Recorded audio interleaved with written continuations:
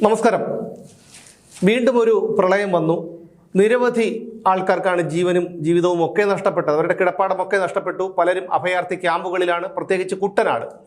ഇവിടെ നമ്മൾ ഓർക്കേണ്ട ഒരു കാര്യമുണ്ട്. പിണറായി വിജയൻ മുഖ്യമന്ത്രിയായിരുന്ന സമയത്ത് അദ്ദേഹം തൻ്റെ ഭാര്യയെയും മകളെയും പരിവാരങ്ങളെയും ചെറുമകനെയും ഒക്കെ കൂട്ടി ഒരു യൂറോപ്യൻ യാത്ര നടത്തിയിരുന്നു.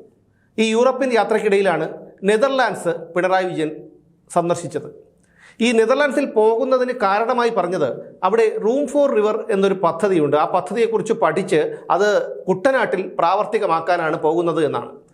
കുട്ടനാട്ടിലെ ഈ വെള്ളക്കെട്ടിനും പ്രളയത്തിനുമൊക്കെ ഇതൊരു പരിഹാരമാകുമെന്നാണ് അന്ന് പിണറായി വിജയൻ തള്ളിമറിച്ചത്. ഇതിനുവേണ്ടി കോടിക്കണക്കിന് രൂപയാണ് നമ്മുടെ പൊതു ഖജനാവിൽ നിന്ന് മുടിച്ചത്.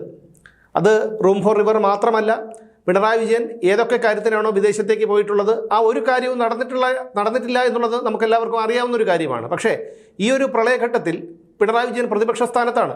അവിടെ പിണറായി വിജയനും എം.വി. ഗോവിന്ദനും CPM നേതാക്കളും അടക്കമുള്ളവർ ഇപ്പോൾ വ്യാജ പ്രചരണങ്ങൾ അഴിച്ചുവിട്ടുകൊണ്ട് അവരൊക്കെ സർക്കാരിനെ കുറ്റപ്പെടുത്തുകയാണ്. ഈ സർക്കാർ അധികാരത്തിൽ വന്നിട്ട് വെറും 2.5 മാസങ്ങൾ മാത്രമേ ആയിട്ടുള്ളൂ.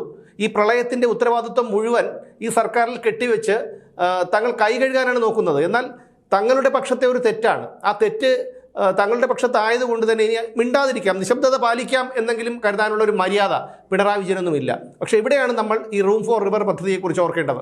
വെള്ളപ്പൊക്കം തടയാനാണ് നെതർലാൻഡ്സ് മാതൃകയിൽ കേരളത്തിൽ റൂം ഫോർ റിവർ പദ്ധതി നടപ്പിലാക്കുമെന്ന് പിണറായി വിജയൻ പ്രഖ്യാപിച്ചത്. അത് 7 കൊല്ലങ്ങൾക്ക് മുമ്പ് പ്രഖ്യാപിച്ചൊരു പദ്ധതിയാണ്.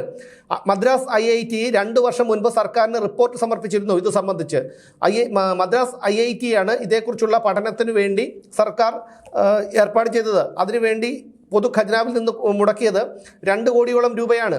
എഞ്ചിനീയറിംഗ് റിസർച്ച് ഇൻസ്റ്റിറ്റ്യൂട്ടിൻ്റെ സഹായത്തോടെ സാധ്യതാ പഠനവും സർവേയും നടത്താൻ ജലസേചന വകുപ്പ് എസ്റ്റിമേറ്റ് തയ്യാറാക്കി നൽകിയെങ്കിലും റീബിൽഡ് കേരള അധികൃതർ 6 മാസം മുൻപ് ഭരണാനുമതി നിഷേധിക്കുകയാണ് ചെയ്തത്. പമ്പാതടം കേന്ദ്രീകരിച്ച് തദ്ദേശ വകുപ്പ് സർവേ നടത്തുന്നുണ്ടെന്ന് ചൂണ്ടിക്കാണിച്ചിട്ടായിരുന്നു അധികൃതർ ഈ ഭരണാനുമതി നിഷേധിച്ചത്. IIT മുന്നോട്ട് വെച്ച പല ശുപാർശകളും പ്രായോഗികമല്ലെന്നും വിശദമായ സാധ്യതാ പഠനം നടത്താതെ നടപ്പിലാക്കരുത് എന്നുമാണ് ജലസേചന വകുപ്പിൻ്റെ ഇപ്പോഴത്തെ നിലപാട്. IITയുടെ ശുപാർശ നടപ്പിലാക്കിയാൽ അപ്പർ കുട്ടനാട്ടിൽ വെള്ളപ്പൊക്കത്തിൻ്റെ സാധ്യത കൂടുതലാകുമെന്നും ജലസേചന വകുപ്പ് പറയുന്നുണ്ട്. കുട്ടനാട് മേഖലയിലെ ജനങ്ങളുടെ സുരക്ഷ ഉറപ്പാക്കുന്നതിനായിരുന്നു ഈ റൂം ഫോർ റിവർ പദ്ധതിയിൽ മുൻഗണന നൽകിയിരുന്നത്. അന്നത്തെ മുഖ്യമന്ത്രിയായിരുന്ന പിണറായി വിജയനും ഉദ്യോഗസ്ഥരും 2019 മെയ്യിലാണ് നെതർലാൻഡ്സ് സന്ദർശിച്ചത്.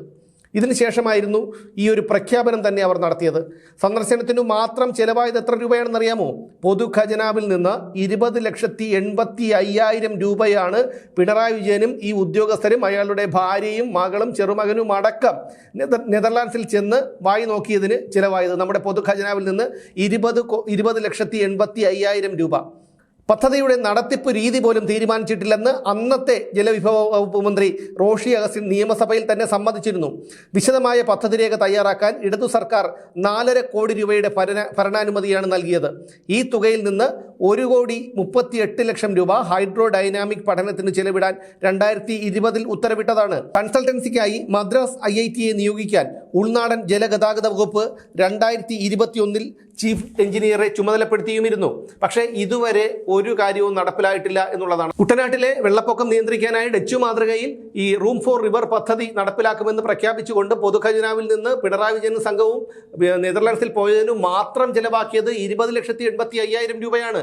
എന്നിട്ടാണ് ഇപ്പോൾ പ്രതിപക്ഷ സ്ഥാനത്തിരുന്നുകൊണ്ട് ഇത്തരം കുറ്റപ്പെടുത്തലുകളൊക്കെ നടത്തുന്നുണ്ട്. നാണമുണ്ടോ എന്ന് ചോദിക്കുന്നില്ല, കാരണം നാണമില്ല എന്നറിയാം. അങ്ങനെയാണെങ്കിൽ നാണമുണ്ടായിരുന്നുവെങ്കിൽ ഈ കീഴ്ഘടകങ്ങളിൽ ഉള്ളവർ പോലും പ്രതിപക്ഷ സ്ഥാനത്ത് നേതാവിൻ്റെ സ്ഥാനത്ത് പിണറായി വിജയൻ വേണ്ട എന്ന് പറഞ്ഞിട്ട് പോലും കുളയട്ടെ പോലെ അവിടെ കടിച്ചു തൂങ്ങി കിടക്കില്ലായിരുന്നല്ലോ. അപ്പോൾ അതിൽ നിന്ന് മനസ്സിലാക്കാൻ പിണറായി വിജയൻ എന്തായിരുന്നു എന്നുള്ള കാര്യം. ഇപ്പോൾ തന്നെ ഈ കലക്ക വെള്ളത്തിൽ മീൻ പിടിക്കാനാണ് അവർ നോക്കുന്നത്.